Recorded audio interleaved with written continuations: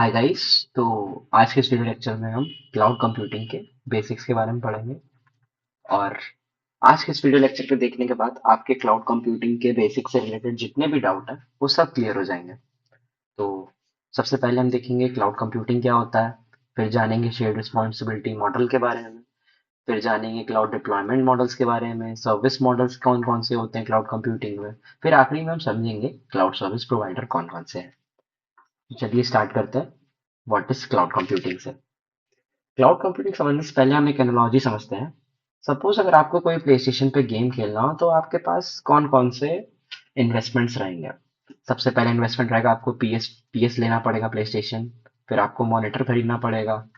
फिर आपको कंट्रोलर्स भी लेने पड़ेंगे। और अलग अलग टाइप के इन्वेस्टमेंट्स रहेंगे आपको कोई प्ले स्टेशन का गेम खेलने के लिए। ये था पहला ऑप्शन। दूसरा ऑप्शन क्या है कि हम किसी गेमिंग कैफे या फिर गेमिंग पार्लर में जाके जितनी देर हम खेलें उतनी देर का उनको पे कर दें। यहाँ पे क्या सिस्टम रहता है कि अगर आपको सपोज 30 मिनट्स गेम खेलना है तो आप 30 मिनट्स का पे कर दो। 60 मिनट्स खेलना है तो आप 60 मिनट्स का पे करो। अब डिपेंडिंग अपॉन आप जितना टाइम खेलेंगे आप उतनी देर का पे करेंगे। तो ये इस चीज को हम कहते हैं पे एज यू गो। ये जो मॉडल है इसको हम कहते हैं पे एज यू गो मॉडल। ठीक। और यहाँ पे एक चीज और हम समझते हैं कि सपोज ये जो रिसोर्सेज है, यहाँ पे क्या हो रहा है, आप आओगे खेलोगे अपना प्रोग्रेस सेव करोगे फिर आप चले जाओगे, फिर कोई और आएगा वही वही इसी सेम इंफ्रास्ट्रक्चर सेम पीएस को यूज करेगा और फिर वो खेलेगा, वो अपना प्रोग्रेस सेव करेगा, वो चला जाएगा। तो यहाँ पे एक चीज और हो रही है, रिसोर्स पूलिंग। यहाँ पे रिसोर्स क्या किए जा रहा है, पूल किए जा रहा है। तो क्लाउड कंप्यूटिंग समझने के लिए ये दो चीजें बहुत जरूरी थी, पे एज यू गो मॉडल और रिसोर्स पूलिंग। क्लाउड कंप्यूटिंग की डेफिनेशन क्या कहती है, it is the delivery of computing services over the internet with पे एज यू गो मॉडल। ये क्या होता है, इसमें कंप्यूटिंग सर्विसेज को हम इंटरनेट के थ्रू प्रोवाइड करते हैं। और कैसे किस मॉडल पे प्रोवाइड करते हैं, पे एज यू गो मॉडल पे। कंप्यूटिंग सर्विसेज हमारी लाइक होती हैं वर्चुअल मशीन्स की सर्विस हो गई, स्टोरेज की सर्विस हो गई, डेटाबेस की सर्विस हो गई और नेटवर्किंग की सर्विस हो गई। अलग अलग टाइप की सर्विस हम क्लाउड के थ्रू प्रोवाइड करते हैं किसी क्लाइंट को। कैसे, किस मॉडल पे हम किस मॉडल पे बेस्ड है, पे एज यू गो मॉडल पे बेस्ड। और किस के थ्रू प्रोवाइड करते हैं, किस चीज पे प्रोवाइड करते हैं, ओवर द इंटरनेट। इंटरनेट के थ्रू हम जब कंप्यूटिंग सर्विसेज प्रोवाइड करते हैं किसी क्लाइंट को विद पे एज यू गो मॉडल, उसी को हम कहते हैं क्लाउड कंप्यूटिंग। अलग अलग टाइप की सर्विसेज होती हैं जो कि हम इंटरनेट के थ्रू प्रोवाइड करते हैं। चलिए समझते हैं characteristics of cloud computing. Cloud computing क्या क्या है, सबसे पहला है ऑन डिमांड सेल्फ सर्विस, फिर दूसरा है ब्रॉड नेटवर्क एक्सेस, फिर तीसरा है रिसोर्स पूलिंग, फिर चौथा है रैपिड इलास्टिसिटी, फिर पांचवा है method services. On demand self service मतलब जब आपको पास डिमांड हो, आपको कोई रिसोर्स चाहिए क्लाउड पे, आप ऑन डिमांड पे उसी टाइम पे आप रिसोर्स को पूल कर लो। दूसरा क्या है, ब्रॉड नेटवर्क एक्सेस। सपोज अगर आप एशिया में हो, अफ्रीका में हो, ऑस्ट्रेलिया में हो या फिर कहीं भी ग्लोब पे कहीं पे भी हो आप, आपको क्या है, आप अपने क्लाउड वेंडर के उस पे जाओ, आपको जो भी सर्विस चाहिए आप ले सकते हो चाहे आप कहीं भी हो पूरे ग्लोब पे। तीसरा क्या है, रिसोर्स पूलिंग। रिसोर्स पूलिंग मैंने समझा ही दिया है। फिर चौथा है रैपिड इलास्टिसिटी। रैपिड इलास्टिसिटी मतलब सपोज हम एक एग्जांपल लेते हैं फ्लिपकार्ट का। फ्लिपकार्ट के जो सर्वर्स हैं क्लाउड पे, वो क्या करता है, जो उसका नॉर्मल डेज रहता है उस पे उसकी कैपेसिटी कम रहती है, तो वो उतने उतने सर्वर की कैपेसिटी का पे करता है। बट जब हमारे पास सेल आती है, जैसे बिग बिलियन डेज हो गई और अलग अलग टाइप की जो सेल आती है, समर सेल आती है, तो उस टाइम पे फ्लिपकार्ट पे जो उसका रश होता है कस्टमर्स का वो जस्ट डबल हो जाता है। उस टाइम फ्लिपकार्ट क्या करता है, अपने जो सर्वर्स होते हैं, सर्वर्स को स्केल अप करता है, मतलब बढ़ा देता है उनकी कैपेसिटी। उसे क्या कहते हैं, इसी फिनोमेना को कहते हैं रैपिड इलास्टिसिटी। ये बहुत इंपॉर्टेंट है क्लाउड कंप्यूटिंग के एस्पेक्ट में, rapid elasticity.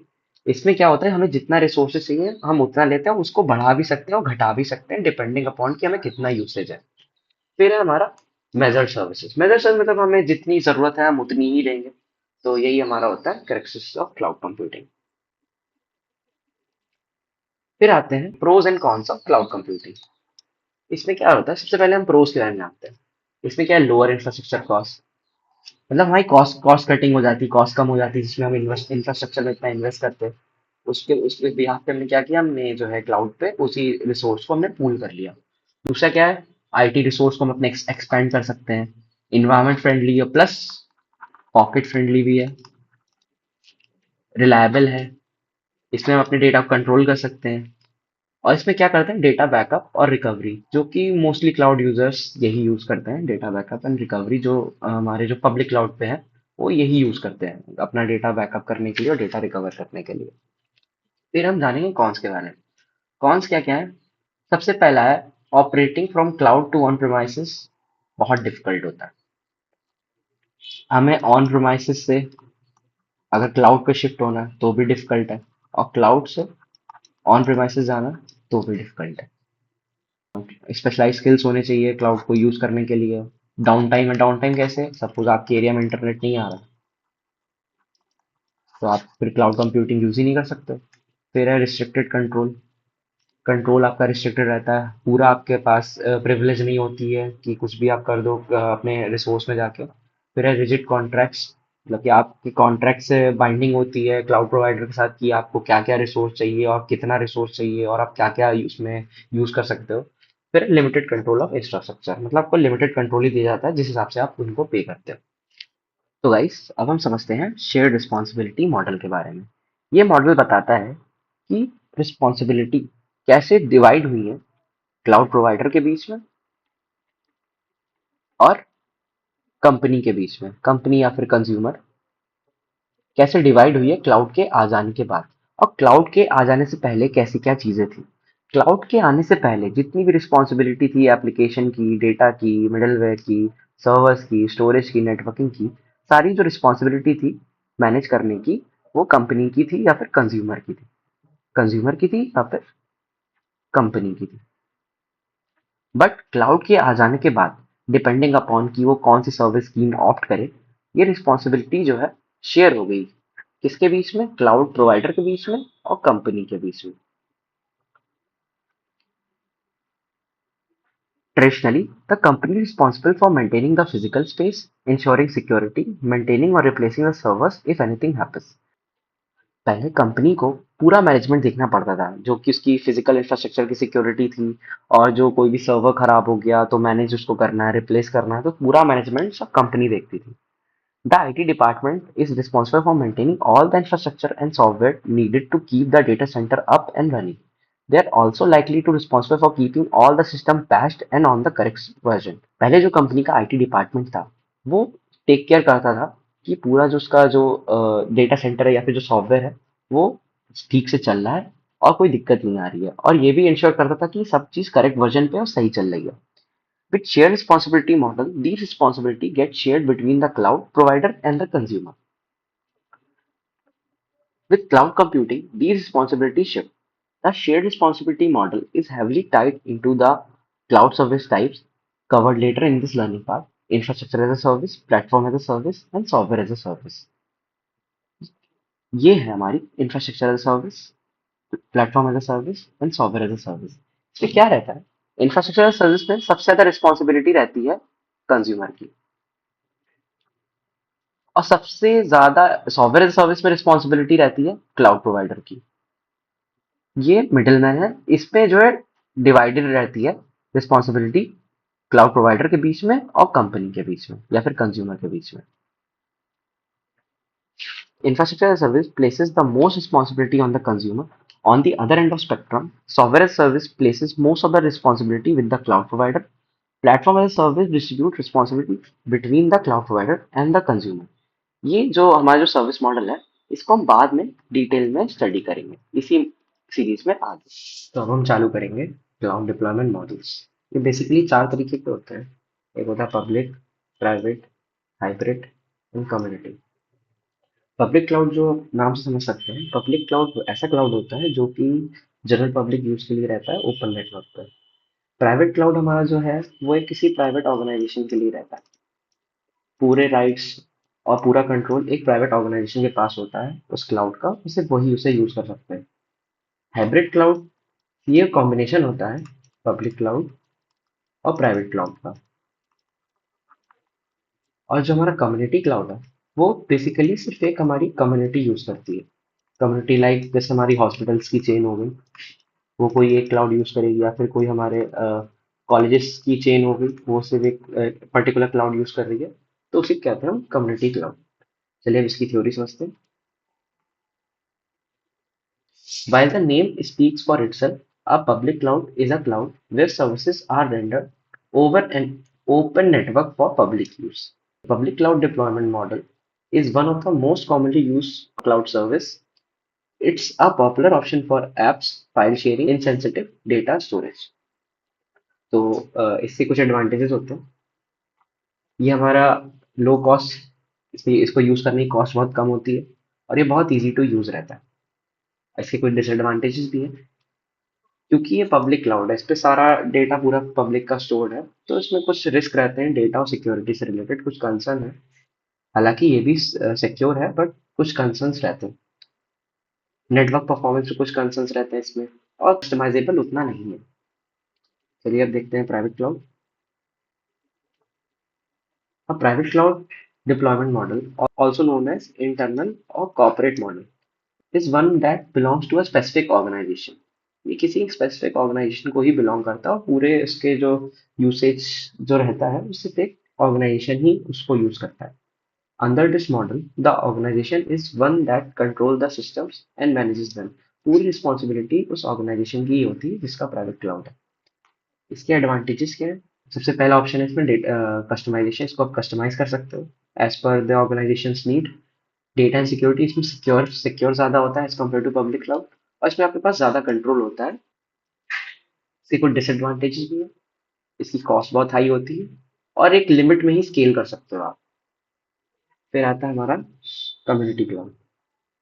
Community cloud deployment model resembles a private cloud, the only difference being the set of users.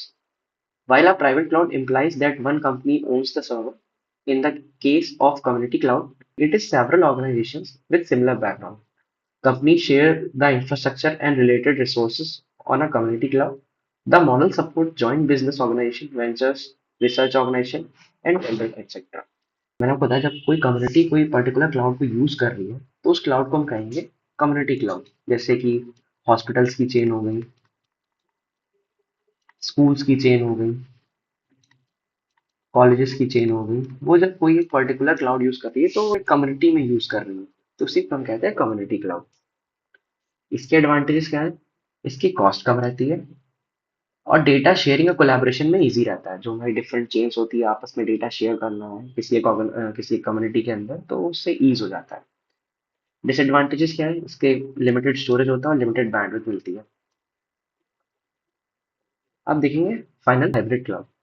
Hybrid cloud deployment model is a combination of two or more cloud servers as one architecture. With a mix of two or more cloud deployment models, organizations are capable of moving data and application between the different cloud depending on their purpose. Hybrid cloud हमारा basically जो होता है वो public और private cloud का combination होता है, जिसके बीच में हमारा डेटा शेयर होता रहता है पब्लिक और प्राइवेट के बीच में। इसके कुछ एडवांटेजेस हैं। ये फ्लेक्सिबल रहता है और कंट्रोल मिलता है आपको पूरा क्लाउड पे। इसमें कॉस्ट कम आती है, और इससे कुछ डिसएडवांटेज इनको मेंटेन करने में बहुत दिक्कत आती है, और इंटीग्रेशन चैलेंजेस होते हैं, जैसे कि हम पब्लिक और प्राइवेट को जब कंबाइन करेंगे तो उसे इंटीग्रेट करने में चैलेंजेस। तो गाइस अब हम चालू करेंगे service models of cloud computing. ये बेसिकली तीन तरीके के होते हैं: infrastructure as a service, platform as a service, software as a service. इसकी बात हम पहले भी कर चुके हैं शेयर्ड रिस्पॉन्सिबिलिटी मॉडल में। ये जो मॉडल्स हैं, इसमें जो रिस्पॉन्सिबिलिटी है वो डिवाइडेड रहती है क्लाउड प्रोवाइडर के बीच में और यूजर के बीच में। इंफ्रास्ट्रक्चर एज अ सर्विस में क्लाउड प्रोवाइडर आपको हार्डवेयर प्रोवाइड करता है, और उसके ऊपर जितना भी कॉन्फ़िगरेशन होता है, प्लेटफॉर्म सेटअप करना होता है, सॉफ्टवेयर डिप्लॉय करना का, वो काम होता है यूजर का। प्लेटफॉर्म एज सर्विस में क्लाउड प्रोवाइडर आपको हार्डवेयर देता है, प्लस उसको कॉन्फ़िगर करता है, प्लस एक प्लेटफॉर्म प्रोवाइड करता है जिसकी हेल्प से आप सॉफ्टवेयर को टेस्ट, डिप्लॉय और बाकी सॉफ्टवेयर डेवलपमेंट लाइफ साइकिल के सारे स्टेप्स फॉलो कर सकते हैं। सॉफ्टवेयर एज सर्विस में क्लाउड प्रोवाइडर आपको हार्डवेयर देता है, प्लस उसको कॉन्फ़िगर करेगा, प्लस आपको प्लेटफॉर्म प्रोवाइड करेगा, प्लस आपको एक सॉफ्टवेयर भी देगा यूज करने के लिए। इसका एक सबसे अच्छा एग्जांपल है जीमेल। जीमेल एक एग्जांपल है सॉफ्टवेयर एज अ सर्विस का। इसकी थ्योरी देख लेते हैं। Infrastructure as a service, also known as hardware as a service. It is a computing infrastructure managed over the internet.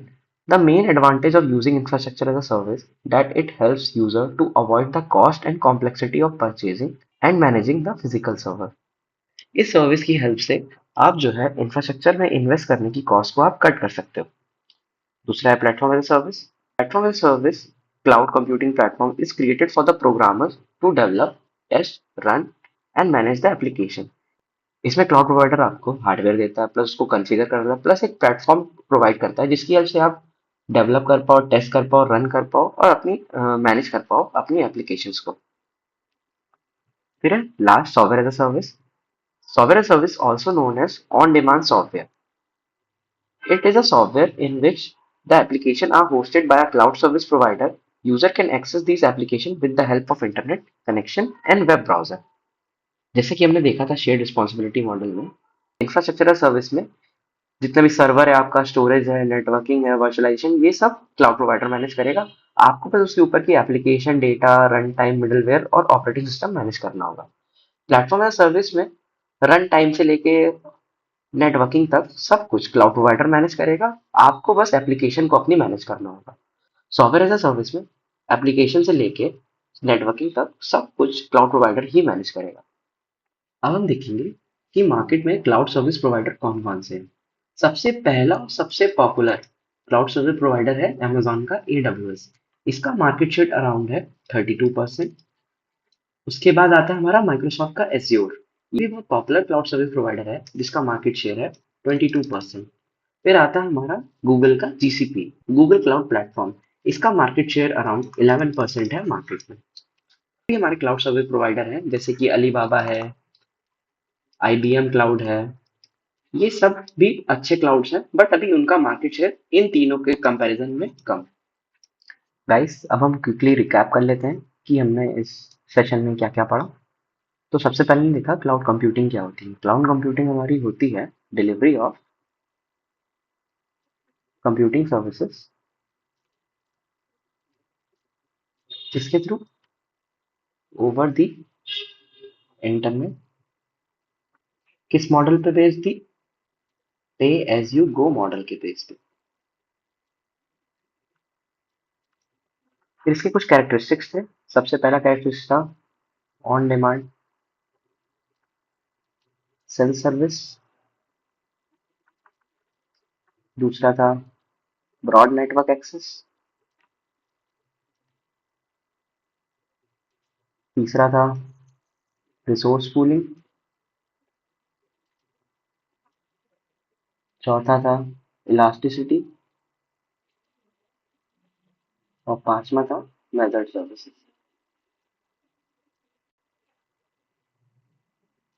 On demand self service में जब हमें कोई भी रिसोर्स की जरूरत हो हम तुरंत उसको पूल कर सकते हैं. ब्रॉड नेटवर्क एक्सेस में हम ग्लोब पे कहीं पे भी हो हमें उस रिसोर्स का एक्सेस मिल जाएगा क्लाउड के थ्रू. रिसोर्स पूलिंग मतलब कि हम जो रिसोर्स यूज कर रहे हैं रिसोर्स को और लोग भी यूज कर रहे हैं क्लाउड कंप्यूटिंग पे. इलास्टिसिटी, इसका मैंने एग्जांपल दिया था आपको फ्लिपकार्ट का. इसमें आप अपने सर्वर्स को स्केल अप स्केल डाउन या फिर कोई भी रिसोर्स को आप स्केल अप स्केल डाउन कर सकते हैं depending upon your need. Method services मतलब कि आपको जितनी जरूरत हो आप उतनी यूज करो. फिर हमने देखा था शेयर्ड रिस्पॉन्सिबिलिटी मॉडल. इसमें हमने देखा था क्लाउड के आने से पहले और क्लाउड के आने के बाद क्या चेंजेस आया. क्लाउड के आने से पहले पूरी रिस्पॉन्सिबिलिटी थी वो यूजर की थी सारे रिसोर्सेज मैनेज करने की. बट क्लाउड के आने के बाद रिस्पॉन्सिबिलिटी डिवाइड हो गई यूजर में और क्लाउड सर्विस प्रोवाइडर में. फिर हमने देखा था क्लाउड के डिप्लॉयमेंट मॉडल. सबसे पहला था पब्लिक क्लाउड. दूसरा था प्राइवेट क्लाउड. तीसरा था कम्युनिटी क्लाउड. और चौथा था हाइब्रिड क्लाउड. पब्लिक क्लाउड में हमने देखा था कि सारे रिसोर्सेज पब्लिक के लिए अवेलेबल रहते हैं. प्राइवेट क्लाउड में हमने देखा था कि जितने भी रिसोर्सेज हैं वो एक प्राइवेट ऑर्गेनाइजेशन ओन करती है.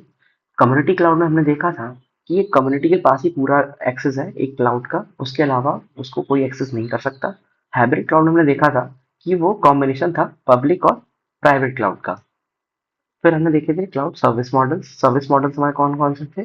सबसे पहला था हमारा इंफ्रास्ट्रक्चर एज अ सर्विस, दूसरा था प्लेटफॉर्म एज अ सर्विस, और तीसरा था software as a service. Infrastructure as a service में हमने देखा था कि हमें क्लाउड सर्विस प्रोवाइडर सिर्फ हार्डवेयर देगा। प्लेटफॉर्म एज अ सर्विस में हमने देखा था कि क्लाउड सर्विस प्रोवाइडर हमको हार्डवेयर देगा, प्लस उसको कॉन्फ़िगर भी करेगा, प्लस हमको एक प्लेटफॉर्म भी प्रोवाइड करेगा सॉफ्टवेयर डिप्लॉय, टेस्ट और रन करने के लिए। सॉफ्टवेयर एज ए सर्विस में हमने देखा था कि क्लाउड सर्विस प्रोवाइडर हमको हार्डवेयर देगा, प्लस वो कॉन्फ़िगर भी करेगा, प्लस प्लेटफॉर्म भी देगा, प्लस एक एंड यूजर को सॉफ्टवेयर भी देगा। फिर हमने देखा था क्लाउड सर्विस प्रोवाइडर कौन कौन से टॉप थ्री। सबसे पहला है AWS, फिर है हमारा एज्योर, फिर है हमारा GCP। AWS हमारा अमेजोन का है, एज्योर हमारा माइक्रोसॉफ्ट का है, और GCP हमारा गूगल का है। सबसे ज्यादा मार्केट शेयर हमारे AWS क्लाउड का है, फिर उसके बाद एज्योर का है, फिर उसके बाद GCP का है। हालांकि मार्केट में और भी क्लाउड्स हैं, लाइक IBM क्लाउड है, अलीबाबा क्लाउड है, और भी बहुत सारे क्लाउड है, बट टॉप थ्री हमारे यही हैं। तो गाइस, इसके साथ हमारा आज का सेशन खत्म हुआ। आई होप आपको क्लाउड कंप्यूटिंग के बेसिक से रिलेटेड कोई भी डाउट नहीं होगा। अगर है तो do let me know in the comment section. Thank you.